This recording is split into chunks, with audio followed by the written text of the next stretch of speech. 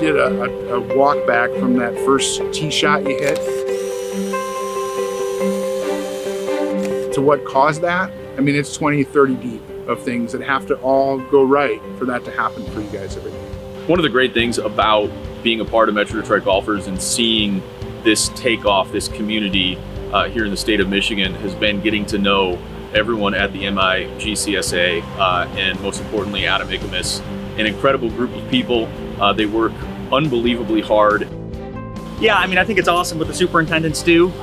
Time and time again, we've heard how it's a thankless job. I think that's so true. If you see them out there on the course, to say thank you and appreciate all the hard work that they put into it. To say thanks, hey, the place looks great, you guys are doing a great job. That's something that I've personally tried to do more. I feel like it's getting better and better. A lot of it, some of it's from you guys. With the help of you guys, with the work that Adam does with the association. Our mission is to provide services to our members that promote and enhance our profession, and that's really is our driving goal. Member benefits, how to support all these superintendents out there, how to maybe make their resources or even their jobs easier. It's way more than, hey, let's trade how we're cutting the grass or what we're doing. That's all part of it, but at the professionalism that Adam brings and all these different avenues, we're reaching out to different people. It's been amazing experience. Having a great superintendent and the thankless job that they do every day, let's face it, there's something always going to be wrong. Members can find the green speed, the bunkers aren't raked, whatever it may be. Old superintendent of mine once told me, he said, when members start looking in trees, Joe, and looking for limbs, everything is good. So to me, that's a sign of a great superintendent, and Rob's brought us to that point right now at Red Rock. The job of golf course superintendent. I mean, it means a lot to me. I started working in the industry when I was 13 as a caddy. Started working in the golf course maintenance industry when I was 17 down in this area in Metro Detroit. And I mean, I'm as ingrained in this industry as you could possibly be. Just really have a passion for our members and what they do and how they do it.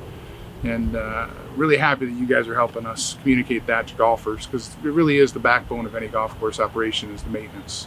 You ask anybody, what's the number one thing on a golf course? Conditions. Everybody else is a different number two, but I know what number one is. Some people might not agree, but they are the most important person on site, at any club. They have to listen to 300 different people. They have 300 bosses.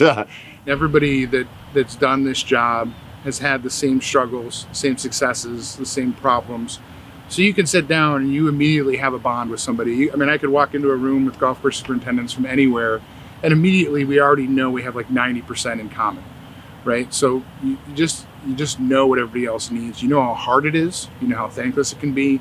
You can know what the struggle is. So to be able to come help somebody with that is really fulfilling. So yeah, it's a great brother and sisterhood in our association and worldwide. I mean, it's really like nothing else I've ever seen. Everyone's here to support. We're all competitive by nature in our courses, how great they look, but the idea is that together we can make all our properties better and strengthen the game of golf. It's just a system that works through the golf course, just like playing 18 holes. We work through and try to stay out of the golfer's way, allow them to have that kind of ambience of the property and enjoy the round the best they can with the conditions we can perform. Good players want firm, fast greens.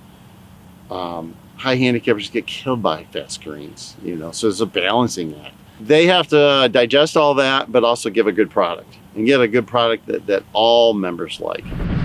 Being a superintendent is more than just growing the grass for our memberships, for golfers, for play. That's all part of it, but really the team effort is really what means a lot to me. You can make a really good living. You can work every day on a golf course, see the sunrise, work with other people, get instant gratification in your work. If nothing else, if you like to play golf, that's the reason I got into this, right? I wanted to play golf at the local country club. My parents weren't members, so I went and worked on the grounds crew and played on Mondays. So if you like to play free golf, I mean, and if you work on the grounds crew side of things, you start at 5, 6 in the morning, you're done with work at 3 in the afternoon. They really need staff as well. So even if you don't decide to go do it as a profession, get on a golf course crew, work for 3 or 4 summers. It's a great summer job. So if you love the game of golf, you figure out, why are these putting greens so darn fast or so darn slow? Why does this bunker look like this?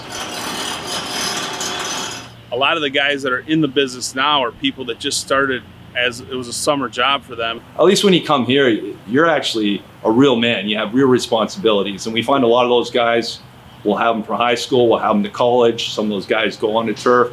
and then they come back and you see them successful in the industry. So it's really kind of a gateway at a young age to something that could be professionally for you down the road. So that's kind of nice. It's a great way to live your life. You know, if you love golf and you love being outside, it really is a good option. There's so many dynamic, variables to his job. Look at the weather right now, So there's so many things that they have to negotiate. They are thankless, and their effort is unbelievable. Yeah, grinding it out, right? I mean, it's similar to any job, that you're working off hours, you're dealing with Mother Nature. You kind of get formed by fire, right? You embrace the struggle, and then every once in a while you get one of those days where you can look back and smile and go, man, this place is just perfect. And then the next day you start all over again. Weather is always the sixth man. It can work out well for you, the 80, the 90 degree days, and you're out there golfing, you're like, this is awesome. Well, the turf team's feeling it on the same hand, whether it's rain, whether it's wind, whether it's the heat, we go through everything. So you gear up and you just embrace what you do. And at the end of the day, you look back and you're like, yeah, we accomplished this. Putting out a good product for the members. At the end of the day, our name is on the scorecard, and with my name being on the scorecard, I want people to walk away going, that was an awesome experience. Whether you're a golfer or not, there's nobody that cares more about the facility than a golf course superintendent. So when you go to a golf course, maybe the greens are rolling a little bit slower than they're used to. Maybe there's some dry spots. Just remember, it's not for lack of care. It's either for lack of resources, too much play. It's never that the superintendent doesn't care. I mean, these guys live and die by the golf course. They're here all day, every day. They're sun up to sundown, trying to do the best they can with what they have. You also have to be aware of what you're paying, right? If you're a member at a high-end private country club and you paid a 6-figure downstroke and you're paying a bunch of money every month, then expectations should match that. They should also match that if you're paying $20 for 18 in a cart. Big thank you to all the superintendents that make these courses beautiful. Michigan's the best golf state, in my opinion. So a big thank you to all the superintendents and of course the MiGCSA for what they do and just all the hard work throughout the year. Special thank you, to my wife, who we have 5 kids, and through the project, it's a lot of hours, and she handles so much at home. So thank you, Adrian. Support your local golf course. It's okay to pay a little bit more to play golf, right? That money is an investment in your hobby. I often refer to it like Ducks Unlimited with hunters, right? You want to support your habitat that you do your hobby in. Golf is no different.